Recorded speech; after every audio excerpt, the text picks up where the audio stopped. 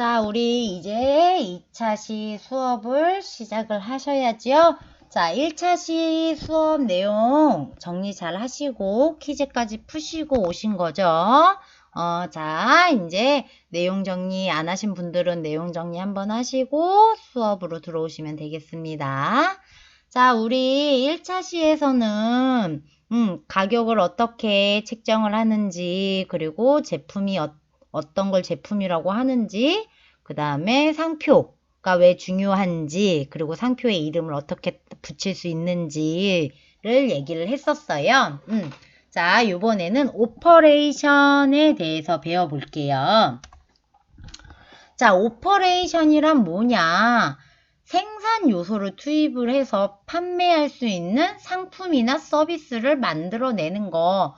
자, 그러니 오퍼레이션은 자, 상품이나 서비스를 만들어내는 거, 생산 요소를 투입을 해서, 자, 그러니까 화장품을 만들어내는 거, 화장품에 원료를 집어넣어서 화장품을 만들어내는 거, 혹은 우리 사람을, 그러니까 직원을 채용을 해서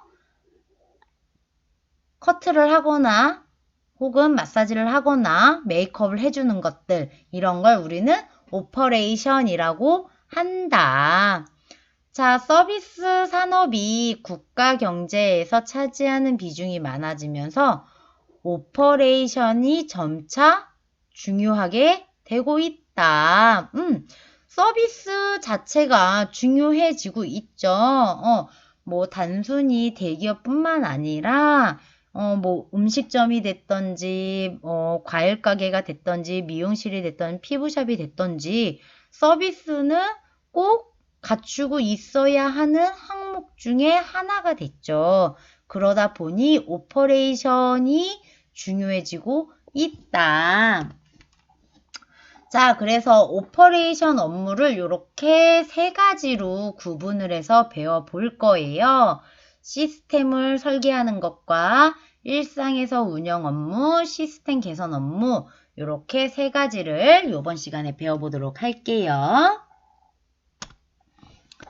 자, 시스템 설계는요. 자, 시설 설계라고 해요. 시설 설계는 오퍼레이션 업무가 가장 효율적으로 효용될 수 있게 업무의 흐름이나 작업의 설비를 위치를 결정하는 거예요. 자, 시설 설계는 단 한 번 결정되면 쉽게 바꿀 수 없다. 그래서 장기적인 관점에서 전략적으로 결정되어야 한다. 자, 그러니까 업무의 흐름이나 작업 설비의 위치를 결정하는 거. 피부관리실로 와서 얘기를 해보면은요. 뭐 우리가 침대나 이런 것들은 사실 위치를 조금 수월하게 바꿀 수 있어야 하지만 매장을 딱 인테리어를 할 때 여기엔 베드를 놓을 거, 칸막이를 세우고 뭐 룸을 만들고 이런 것들이 한번 딱 공사가 들어가서 시행이 되게 되면 바꿀 수 없죠. 벽을 허물거나 벽을 다시 세우는 일이 쉽지는 않기 때문에 그거를 잘 생각해서 해야 될 뿐만 아니라 인력을 배치를 할 때도 마찬가지죠. 어떤 사람은 전신을 잘하고 어떤 사람은 페이스를 잘하고 어떤 사람은 상담을 잘하고 이러한 업무에 대해서 잘 파악을 하고 있어야지만 된다. 그리고 업무의 흐름을 원활하게 하기 위해서 프로그램을 만들어야겠죠.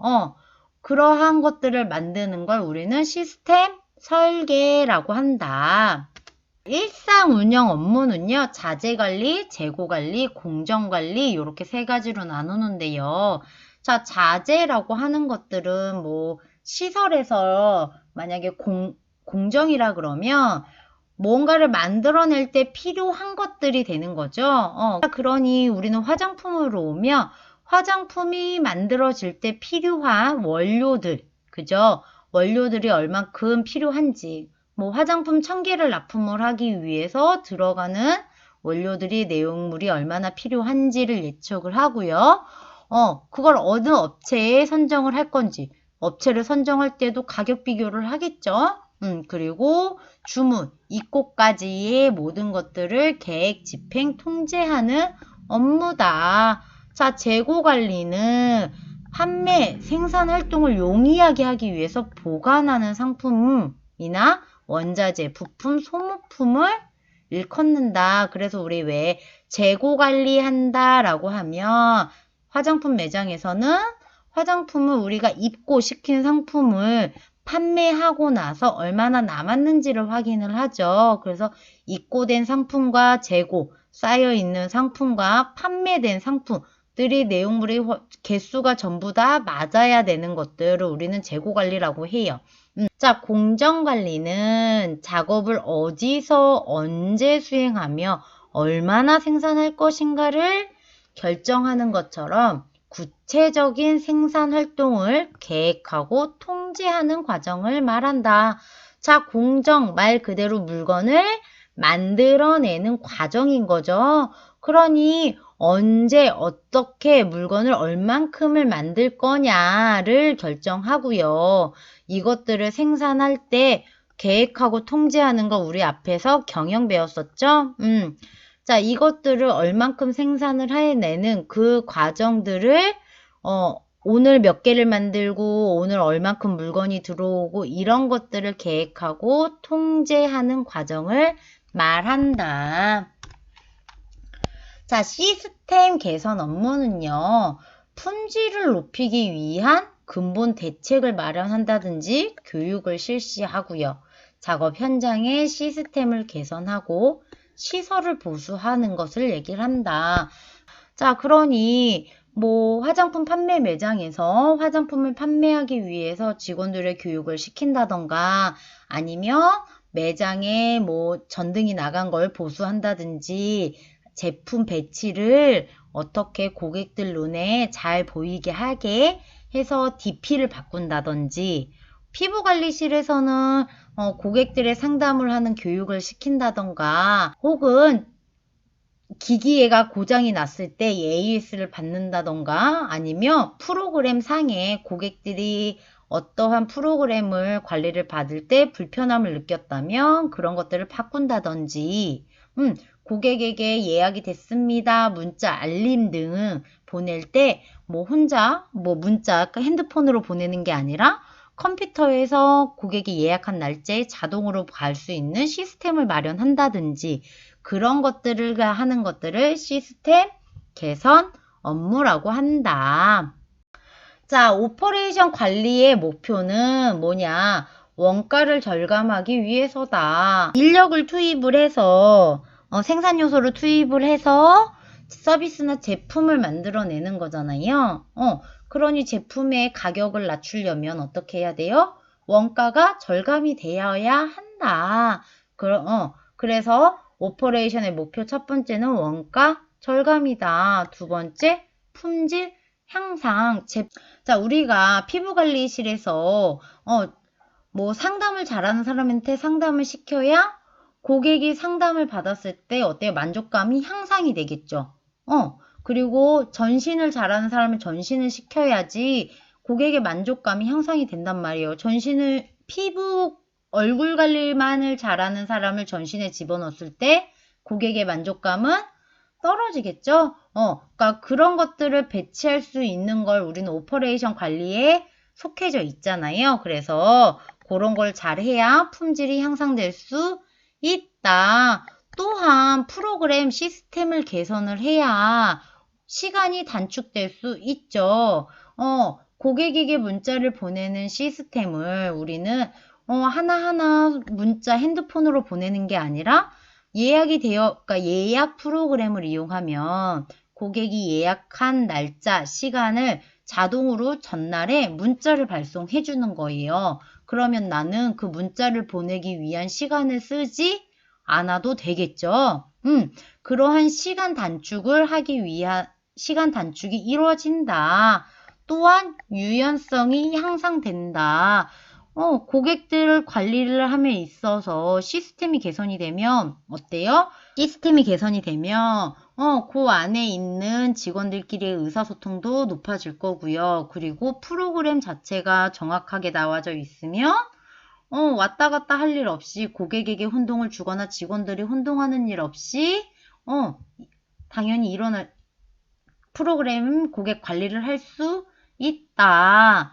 자, 또한 공장의 제품을 만들어내는 과정에서 제품에 만들어질 때 들어가는 원료들이 얼만큼이 있는지 재고를 파악을 하고요. 그러면 필요한 만큼을 주문할 수 있을 거고요. 그죠? 그러고 나면 그런 것들을 가지고 계획을 해서 언제까지 뭐 1000개의 물량을 만들 수 있다. 그러면 이거의 납품을 언제까지 할 수 있고 이것들의 제품을 매장에 언제 줄 수 있다. 이런 것들이 만들어지겠죠. 그러니 그런 것 안에서 유연성을 확보할 수 있다라는 얘기예요.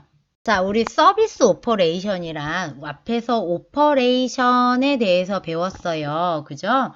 자, 요 오퍼레이션 업무를 우리 미용, 서비스로 가지고 오는 거예요. 앞에서는 생산이나 공정에 이런 얘기가 있었잖아요. 그런 것들을 말고 서비스에 대한 것들에 대해서만 주 내용을 다시 공부를 해보도록 할 건데요. 수업에 들어가기 전에 짤막하게 동영상 하나 보시고 그리고 수업을 이어나가도록 하겠습니다. 오늘은 서비스에 대해서 알아보도록 하겠습니다. 서비스는 친절이라고 생각하시나요? 혹은 상품 위에 얹어진 덤이라고 생각하시나요? 만일 반갑게 인사하고 입가에 미소를 띤 채 고맙습니다 고객님을 외치는 정도를 고객 서비스라고 생각하신다면 이 시간을 통해 다시 한번 생각해 봐야겠습니다.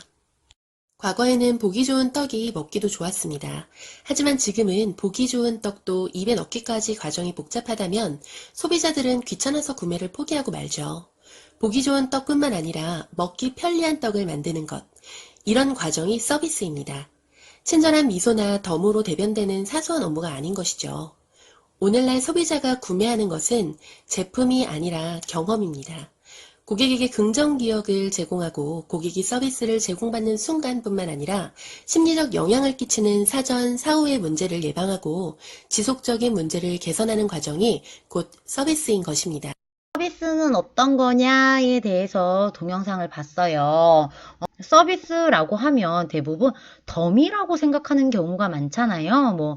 서비스 없어요. 그러면은 샘플을 더 준다거나 아니면 화장품에 뭘 더 준다거나 아니면 혹은 가격을 할인해 준다던가 이제 그런 의미로 생각을 많이 하죠. 근데 우리는 서비스 직에 종사를 하잖아요. 근데 서비스 직에 종사를 한다는데 덤이다 라고 하면 말이 안 되는 거죠.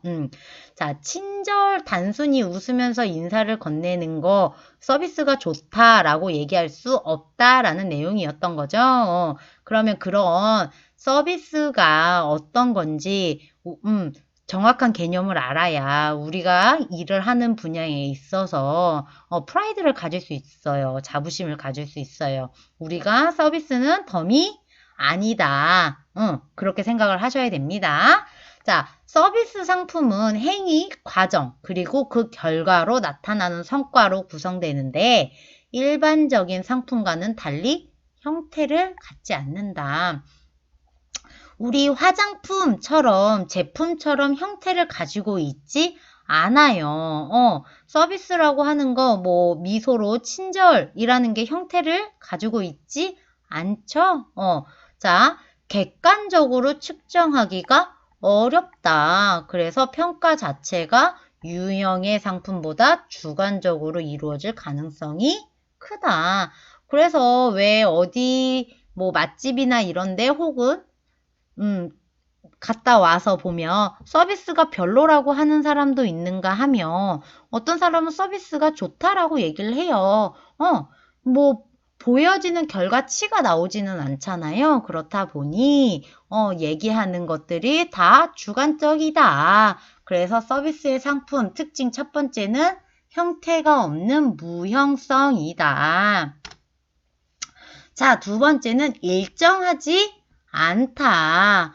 서비스를 제공하는 사람이 관여가 되죠. 그래서 직원에 따라 혹은 그 직원의 컨디션에 따라 분위기에 따라 그리고 받는 사람에 따라 서비스 상품이 달라진다. 사람이 제공을 하다 보니 사람에 따라 그 사람의 컨디션, 성격에 따라, 기분에 따라, 그리고 분위기에 따라 달라진다. 그렇기 때문에 품질 관리의 기초가 품질 수준을 일정하게 하는 것에서부터 시작을 해야 한다. 그러니까 서비스의 품질 수준을 객관화시킬 수 있어야 한다라는 거죠. 자, 생산과 소비가 분리되지 않는다. 화장품을 만들었어, 공장에서. 이것들이 차를 타고 이동을 해서 매장으로 오잖아요. 자, 매장으로 오면 화장품이 생산되고 여기서 판매가 돼서 소비가 이루어지는 거잖아요. 자, 그러니 생산과 소비가 분리가 되어 있죠. 하지만 자, 매장 안에서 본다면 화장품을 판매하는 사람과 소비자가 있을 때 어때요? 화장품을 건네주고 거기에 대한 지불을 하잖아요. 요 안에서 다 이루어지죠. 그러니 생산과 소비가 분리되지 않는다. 그래서 대부분 소비자가 참여하여 생산과 동시에 소비된다. 그래서 우리의 피부관리실에서도 미용실에서도 어때요? 커트를 하고 나서 지불을 하고 나면 그 안에서 모든 게 생산과 소비가 다 이루어지죠. 자, 서비스를 제공하는 사람과 고객 그리고 함께 참여하는 고객끼리의 상호 관계가 일어나면서 더욱 복잡해진다. 요 한 공간 안에서 고객들끼리 혹은 내가 판매하는 사람 요 안에서 모든 것들이 이루어지다 보니 서비스를 통한 느낌은 복잡해질 수밖에 없다라는 얘기예요. 자, 보관할 수 없어요. 우리 왜 편의점에서 보면 1+1 상품 해서 하나는 냉장고에 보관해서 나중에 필요할 때 가져다 쓸 수 있게끔 할 수 있는 게 있죠. 근데 우리는 어때요? 자, 성수기와 비성수기를 대비하여 비축할 수 있는 상품과 달리 서비스는 보관할 수 없다. 수요와 공급의 일치가 힘들다. 우리 서비스는 보관할 수 없다. 형태가 없잖아요. 형태가 없기 때문에 그것을 어떻게 보관할 수 없다. 이 서비스는 나중에 받을 거니까 다음번에 해주세요. 할 수 없다. 자, 우리 대표적으로 서비스를 친절이라고 얘기를 한다면 쉽게 이해하기 위해서 친절이라고 얘기를 한다면 자, 친절 나 다음에 받을게요. 다음에 친절하게 해주세요. 할 수 없다는 거죠. 자, 수요와 공급의 일치가 힘들다. 주는 사람과 받는 사람이 일치하기 힘들다라는 얘기예요.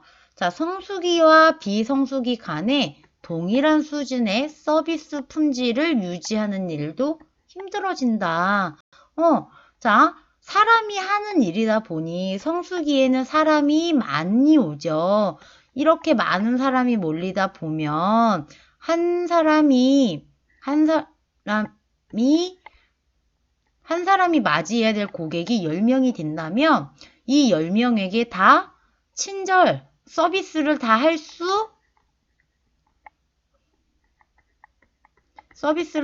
수 없다. 그러니 한 사람이 맞이할 수 있는 3명만 맞이를 한다면 서비스에 올라가겠죠. 품질이 올라갈 거예요. 하지만 한 사람이 10명을 서비스를 한다면 품질은 내려가겠죠.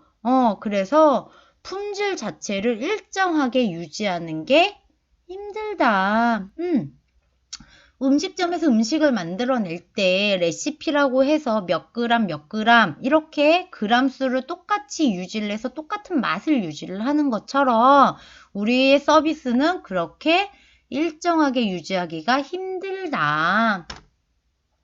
자, 서비스의 품질을 향상시키기 위해서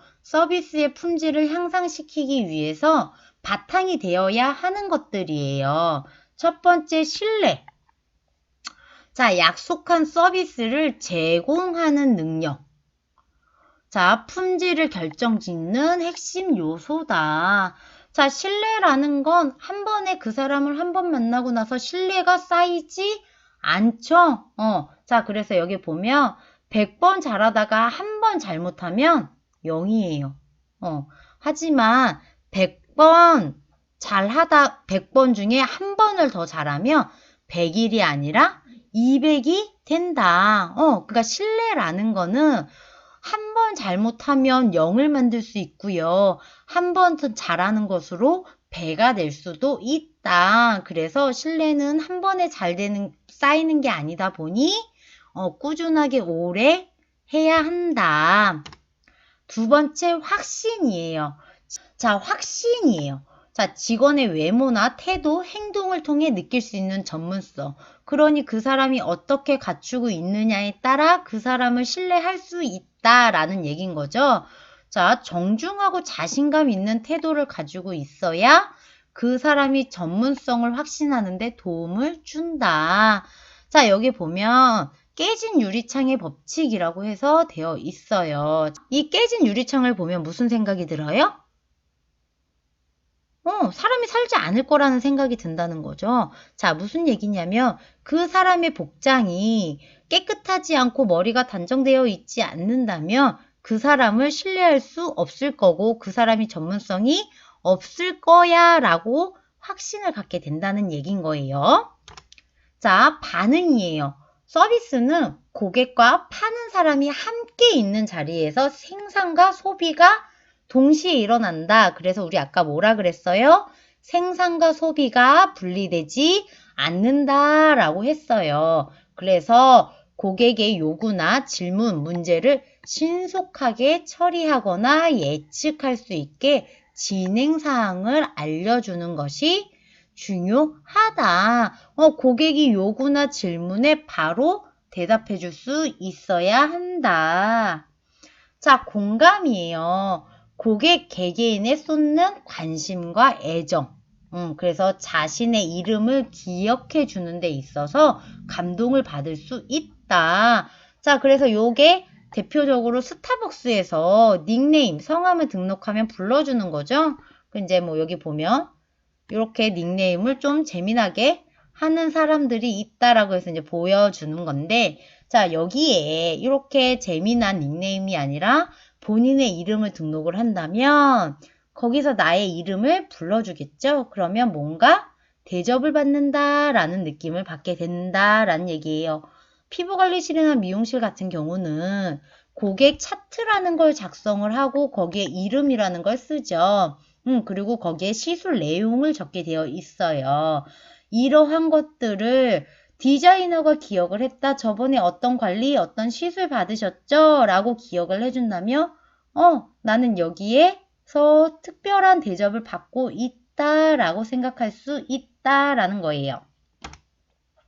자, 유형성이에요. 시설, 장비, 접객, 직원, 홍보물처럼 눈으로 직접 볼 수 있는 요소들.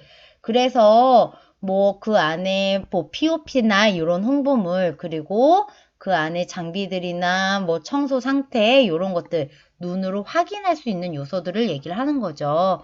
자, 이렇게 놓고 봤을 때 어때요? 누구한테 상담받고 싶으실까요? 자, 당연히 이쪽을 선호하게 되겠죠. 깔끔하게 갖춰진 의상과 단정한 머리, 그죠? 이렇게 휘황찬란한 막 배꼽티 입고 오고 막 크롭탑에 막 이런 거 입고 온 요런 분한테 상담을 받고 싶지 않겠죠? 당연히 이런 분한테 전문성을 더 느낄 수 있을 거다. 이게 확신인 거예요. 눈으로 보여지는 이러한 요소로 고객에게 신뢰를 주고 확신을 줄 수 있다. 자, 그래서 서비스의 품질은요, 요렇게 5가지 신뢰성, 응답성, 공감성, 확신성, 유연성 요 5가지를 가지고 품질을 매길 수 있다. 이거는 자, 이 개입이 생긴다. 고객이 느끼는 서비스와 기대하는 서비스, 요 차이가 발생을 함에 따라 품질이 결정된다. 기대하는 서비스보다 사실 더 높은 게 가장 좋은 거겠죠. 그리고 자각하는 서비스보다 낮으면 안 되는 거예요.